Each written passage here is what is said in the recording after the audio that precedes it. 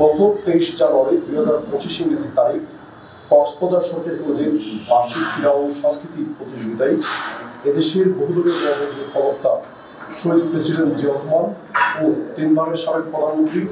18 কোটি মানুষের প্রাণপ্রিয় আপসীন দেশনেত্রী বেগম খালেদা জিয়াকে নিয়ে যেমন খুশি তেমন সাজো প্রতিযোগিতায় ব্যঙ্গাত্মক প্রকাশ করায় জড়িত থাকার অভিযোগে কলেজের অধ্যক্ষ হাসিনা সরকারের দূষণ বেশিরাতের ভর্তির অন্যতম কারিগর অধ্যক্ষ সুলাইমান এর পদেদা এবং বার্ষিক ক্রীড়া ও সাংস্কৃতিক প্রতিযোগিতা কমিটির আহ্বায়ক আজিজুল মুস্তফা ভুলো, সদস্য সচিব মোহাম্মদ নিজামুদ্দিন ফারুকি, বিচারক বৃন্দ যথাক্রমে মোহাম্মদ নাজিম উদ্দিন, সহযোগী অধ্যাপক উদ্ভিদ বিজ্ঞান বিভাগ, মুফিদুল আলম সহযোগী অধ্যাপক পদার্থ বিজ্ঞান বিভাগ ও প্রতিযোগী সাদিয়া সুলতানার বিরুদ্ধে শাস্তিমূলক ব্যবস্থা গ্রহণের দাবিতে আজকের সাংবাদিক সম্মেলন।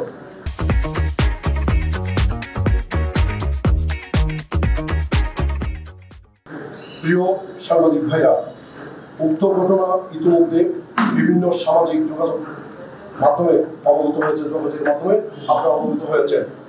সামাজিক যোগাযোগ মাধ্যমে ভাইরাল হওয়া সেই প্রতিযোগিতার ভিডিও পর্যালোচনায় দেখা যায় উক্ত প্রতিযোগী সাদিয়া সুলতানা সুরভি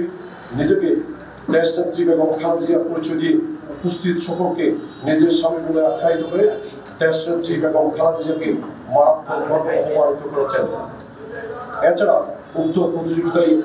অভিনয়ী এদেশের বহুদলীয় গণতন্ত্রের প্রবক্তা শহীদ প্রেসিডেন্ট জিয়াউর রহমান এদেশের মানুষকে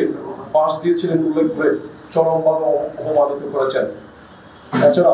আগামীতে বিএনপি রাষ্ট্র ক্ষমতায় গেলে খালেদা জিয়া এদেশের প্রত্যেক মানুষকে একটি নয়, দুইটি নয়, তিনটি করে বাস দেবেন বলে অভিনয়ের মাধ্যমে এদেশের 18 কোটি মানুষের প্রাণপ্রিয় নেত্রী দেশনেত্রী বেগম খালেদা জিয়াকে জঘন্যভাবে উপস্থাপন করে তার সম্মানহানি করেছেন।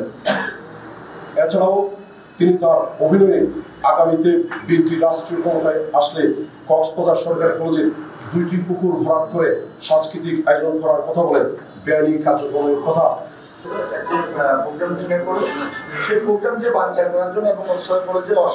অশান্ত ভীতিকর পরিবেশ সৃষ্টির জন্য ছাত্রদেরকে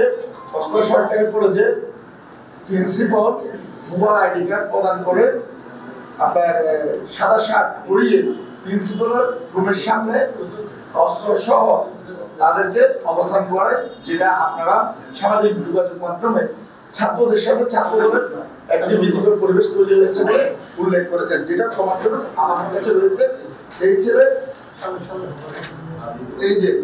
যে ছেলেটা প্রিন্সিপালের গেটে অর্থাৎ প্রিন্সিপালের দরজার গেটটা তালাবদ্ধ করে দাঁড়িয়ে আছে, আইডি কার্ড ঝুলানো। এই ছেলে হচ্ছে আজিজুল হাকিম বাপ্পি, সাধারণ সম্পাদক রামু কলেজ, এবং সে ছাত্রলীগের একজন অস্ত্রধারী ক্যাডার। এই যে আমরা এর সমস্ত কিছু আপনাদেরকে উত্থাপন করছি, সাংবাদিকদের মাধ্যমে প্রিন্সিপালের কাছে জানতে চাই, এবং সে ছাত্রলীগের একজন অস্ত্রধারী ক্যাডার, পোস্টেড দায়িত্বশীল। এই ধরনের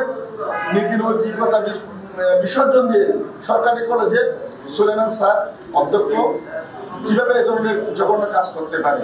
আমরা অতি সত্বর ওনার পদত্যাগ দাবি করছি। বিভিন্ন ধরনের অভিযোগ আছে এবং উনি নির্বাচনের সময় আপনার নির্বাচন কমিশনের সাবেক সচিব হেলাল উদ্দিন সাহেবের আপন কানাতো ভাই হিসেবে উনি মামাতো ভাই হিসেবে উনি পরিচিত,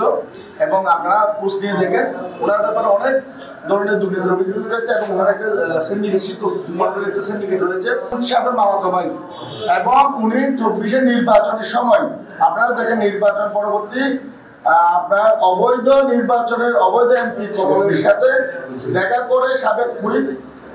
দেখা করে উনি বর্ণনা দিচ্ছেন যে আমি এই কেন্দ্রে আমার এই টিচার এত ভোট আপনাকে ছিনতাই করে দিয়েছে, ডাকাতি করে দিয়েছে, উনি এইগুলো বর্ণনা দিচ্ছেন। সাধারণ ছাত্রছাত্রীদের নিয়ে কঠোরগ্রস্ত এটা আন্দোলন অব্যাহত রাখবো, এবং আমরা এটা সর্বোচ্চ পর্যায়ে আমরা বাংলাদেশের মাননীয় প্রধান উপদেষ্টা মহোদয় এর কাছে আমরা স্মারকলিপি নিয়ে যাবো, ওনার সাথে দেখা করবো, এবং না আজকে না আগামীকালকে আমরা পর্যায়ক্রমে আমরা ইতিমধ্যে আমাদের কক্সবাজার কলেজ ছাত্রদল এবং সাধারণ ছাত্রছাত্রীদের পক্ষে স্মারকলিপি দেওয়া হয়েছে ডিসি মহোদয়ের মাধ্যমে শিক্ষা মন্ত্রণালয় বরাবর। আমরা পারছিলাম না, আমাদের কিছু ছাত্র দলের নেতৃবৃন্দ ছিলেন। ইভেন্টটা হচ্ছে একদম শেষ হয়েছে, যার জন্য আমরা কলেজ থেকে কলেজের যে কার্যক্রম ইভেন্টে অন্যান্য ইভেন্টে মানে ওখানে একচেটিয়া ভাবে ওনারা একটি সংগঠনকে এমনভাবে অ্যাক্সেস দিয়েছেন যেখানে একটি আপনার বার্ষিক ক্রীড়া প্রতিযোগিতা অনুষ্ঠানে অন্য সংগঠনের ছাত্র সংগঠনের একটি স্টল উনি বরাদ্দ দিয়েছেন, যেটা আমাদের অনেকগুলো আমাদের আপত্তি ছিল। উনি আমাদেরকে স্পষ্ট করেছেন যে আমরা এরকম কোনো স্টল দিব না, কিন্তু দেখা গেল উনি ওই দিন শেষে দেখা গেল উনি স্টলের জন্য টাকাও বরাদ্দ দিয়েছেন এবং নিজে ওই স্টলে উপস্থিত ছিলেন অনেক সময়।